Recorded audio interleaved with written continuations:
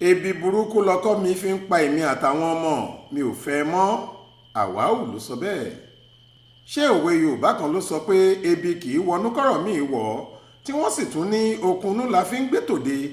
Ó jọ pé èyí ni ìyáálé ilé kan Àwáù Abdulrasaq rò papọ̀ tó fi ní òun ò fẹ́ ọkọ òun Abdulrasaq Àyìndé mọ́. Ó ní ebi burúkú lọkùnrin náà fi ń pa òun àtàwọn ọmọ òun, kò sì bìkítà nípa àwọn ọmọ, ẹ̀mí òun kò sì lè gbé e mọ́. Ló bá rawọ́ ẹ̀bẹ̀ sí adájọ́ pé kí wọ́n jọ̀wọ́ jàre tú ìgbéyàwó náà ká kó ní kálukú máa lọ lọ́tọ̀ọ̀tọ̀. Kóòtù kọ̀kọ̀kọ̀kọ̀ kan tó fìkàlẹ̀ ságbègbè Ìpàtà Ọlọ́jẹ̀ nínú Ìlọrin nípínlẹ̀ Kwara lóbìnrin yìí gbé ọkọ rẹ̀ lọ lọ́jọ́bọ̀ tọ́sídẹ̀ẹ́ 30 oṣù kẹta ọdún yìí. Olùpẹ̀jọ́ náà Àwáù sọ níwájú adájọ́ kóòtù ọ̀hún pé láti bí ọdún 4 sẹ́yìn lọ́kọ òun kò ti fowó oúnjẹ sílẹ̀, bẹ́ẹ̀ ni kò sì ra oúnjẹ sílé tóun àtàwọn ọmọ lè jẹ débi tí yóò sanwó iléèwé wọn. Ìyáálé ilé yìí ní lásìkò tí ọ̀kan nínú àwọn ọmọ òun fẹ́ ṣe sáàdà kùránì nílé kéwú, ọkọ òun kò fi náírà kan ló kéré jù sílẹ̀.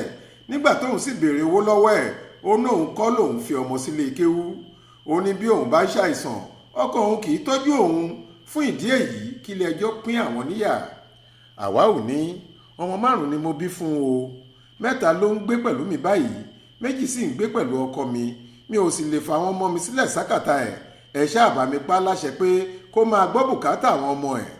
Obìnrin yìí ní òun yóò gba 200,000 náírà 200,000 gẹ́gẹ́ bí owó àjẹsílẹ̀ tóun fi ń tọ́ àwọn ọmọ láti bí ọdún 4 sẹ́yìn.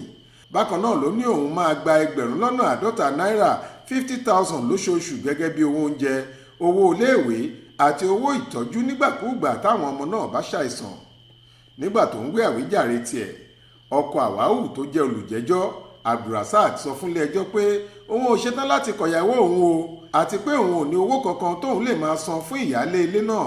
Ó ní tó bá ti mọ̀ pé òun fẹ́ kọ òun sílẹ̀ kó bá òun kó àwọn ọmọ òun kóun lè máa tọ́jú wọn. Onídàájọ́ Ajíbádé Làwà béèrè lọ́wọ́ ọkọ pé lọ́jọ́ wo ló ti fún ìyàwó àtàwọn ọmọ lówó oúnjẹ gbẹ̀yìn. Ó ń febi pa ìyàwó àtọmọ, ó wá sọ pé ká má tú ìgbéyàwó yín ká. Ọkọ dáhùn pé yóò ti tó ọdún kan pẹ̀lú àlàyé. Adájọ́ Ajíbádé Làwà pàṣẹ kí ọkùnrin náà máa fún ìyàwó rẹ̀ ní 10,000 náírà lójú ẹsẹ̀ gẹ́gẹ́ bí owó oúnjẹ tàbí kó lọ sùn àtìmọ́lé. Lẹ́yìn àṣẹ tí adájọ́ pa yìí ló sún ìgbẹ́jọ́ míì sí ọjọ́ 10 oṣù karùn-ún ọdún 2023 yìí. Ibrahim Alágúnmu ló ṣàkójọ ìròyìn yìí fún iléeṣẹ́ tẹlifíṣàn Aláròye online.